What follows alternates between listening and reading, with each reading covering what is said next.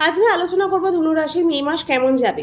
মে মাসে ভাগ্য, স্বাস্থ্য, কেরিয়ার, তারপর হচ্ছে ব্যবসা, ম্যারেড লাইফ, লাভ লাইফ বা বিদ্যার্থীদের এডুকেশন কেমন যাবে, এই সব কিছু নিয়েই হচ্ছে আজকে আলোচনা করব। প্রথমেই জেনে নেব কোন কোন গ্রহ হচ্ছে এই মাসে হচ্ছে রাশি পরিবর্তন করছে। ফার্স্ট হাউসে ফার্স্ট মে হচ্ছে 2024 হচ্ছে বৃহস্পতি দেব হচ্ছে বৃষ রাশিতে প্রবেশ করছে। আর হচ্ছে 11 মে হচ্ছে বুধ মেষ রাশিতে প্রবেশ করবে। 14ই মে হচ্ছে শুক্র, না 14ই মে সূর্য হচ্ছে বৃষ রাশিতে যাবে। আর 19 মে শুক্র হচ্ছে বৃষ রাশিতে যাবে। এই হচ্ছে রাশি হচ্ছে চেঞ্জ করবে গ্রহগুলো।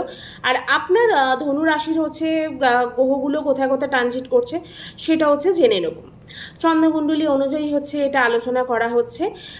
ধনু রাশির হচ্ছে গ্রহগুলো থার্ড হাউসে থাকবে শনি, ফোর্থ হাউসে আছে বুধ, মঙ্গল, রাহু, পঞ্চম হাউসে আছে সূর্য, শুক্র, সিক্স হাউসে আছে বৃহস্পতিদেব, 10 হাউসে আছে কেতু। এই হচ্ছে গ্রহগুলো আপনার চন্দ্রকুণ্ডলী অনুযায়ী হচ্ছে গ্রহগুলো অবস্থান করছে। ভিডিও ভালো লাগলে অবশ্যই কিন্তু লাইক, শেয়ার অ্যান্ড সাবস্ক্রাইব করবেন।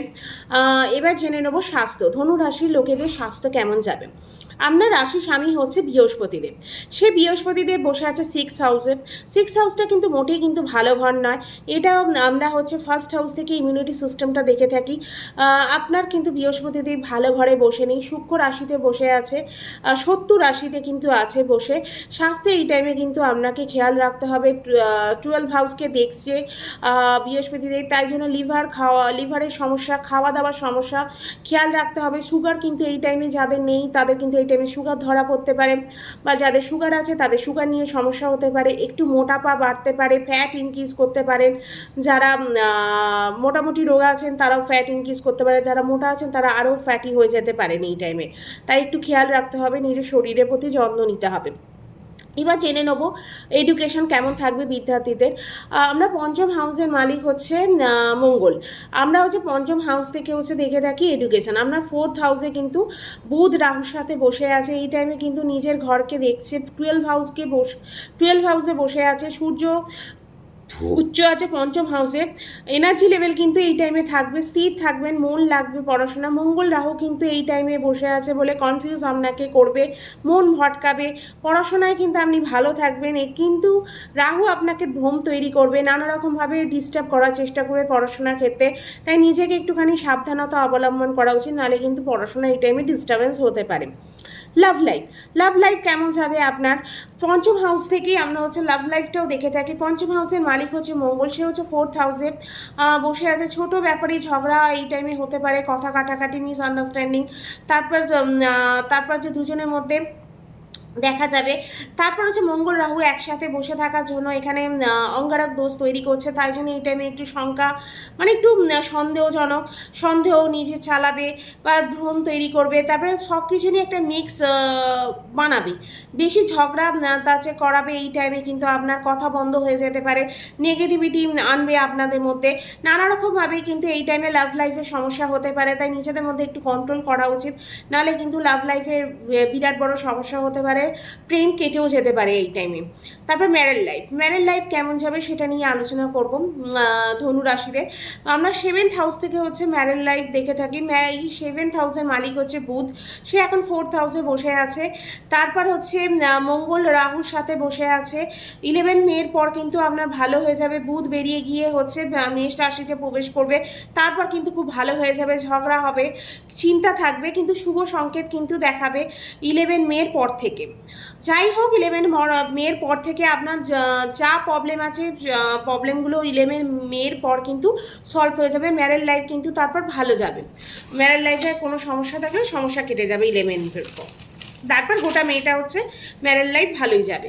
এবার হচ্ছে ভাগ্য, কেমন ভাগ্য থাকবে, ভাগ্য সাথ দেবে কিনা, এইসব নিয়ে আলোচনা করব।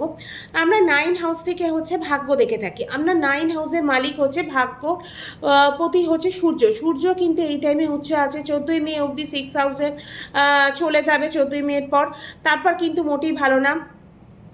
কাজ করলে আগে থেকে করে নেওয়া ভালো, কেননা আপনার 6 হাউসে ঢুকবে, পঞ্চম হাউসে আছে এখনও অবধি কিন্তু সূর্য খুব ভালো উচ্চ পজিশনে আছে।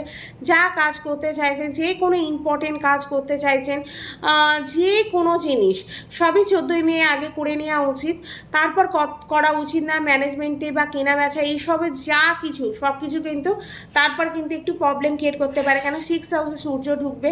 6 হাউসটা কিন্তু মোটেই ভালো না। কেরিয়ার হচ্ছে আমরা 10 হাউস থেকে দেখে থাকি। 10 হাউসের মালিক হচ্ছে কেতু, ও 10 হাউসে বসে আছে। 10 হাউসে বসে আছে। 10 হাউসকে লর্ড হচ্ছে আপনার বুধ। বুধ হচ্ছে মঙ্গল, রাহু, বৃহস্পতি, বুধ দেখছে 10 হাউসকে। তারপর হচ্ছে মানে অনেকগুলো গ্রহই কিন্তু এই টাইমে আপনার 10 হাউসকে দেখছেন। আপনি এই টাইমে কাজ করতে পারবেন, কিন্তু চিন্তা থাকবে, কনফিউজ এই টাইমে আপনাকে বানাবে, একটু সন্দেহ হবে, খুব ভালো কাজ করবেন, ব্যস্ত থাকবেন, কাজ হবে, নাম হবে। আগে থেকে যে কোনো কাজ চলছিল না তাদের কিন্তু এবার কাজ চলবে, খুব ভালো এবার কেরিয়ার কিন্তু আপনার আসতে চলেছে। যাদের চাকরির যোগ, চাকরি চাইছিলেন তারা কিন্তু এই টাইমে চাকরি পেতে পারে, চাকরির পরিবর্তনে এই টাইমে করতে পারেন। ব্যবসা হচ্ছে আমরা 7th হাউস থেকে দেখে থাকি। 7th হাউস থেকে আমরা ডেলি ইনকামও দেখে থাকি। 7th হাউসের খুব ভালো কিন্তু এই টাইমে দেখাচ্ছে বিজনেস। পঞ্চম হাউসে যাবে হচ্ছে খুব ভালো এই টাইমে আপনার হয়ে যাবে বিজনেস। তারপর হচ্ছে আপনার বিজনেসের ইনক্রিজ এই টাইমে হতে পারে, ডেলি ইনকাম এই টাইমে হতে পারে। তারপর হচ্ছে বিজনেসে কিছু অ্যাড করতে চাইলে সেগুলোও করতে পারেন। তারপর হচ্ছে কী উপায় এমন করবেন যেটা হচ্ছে করলে আপনার হচ্ছে ভাগ্য আরও ভালো হবে বা আপনার সাথ দেবে। প্রথমে হচ্ছে বুধের বীজ মন্ত্র করবেন।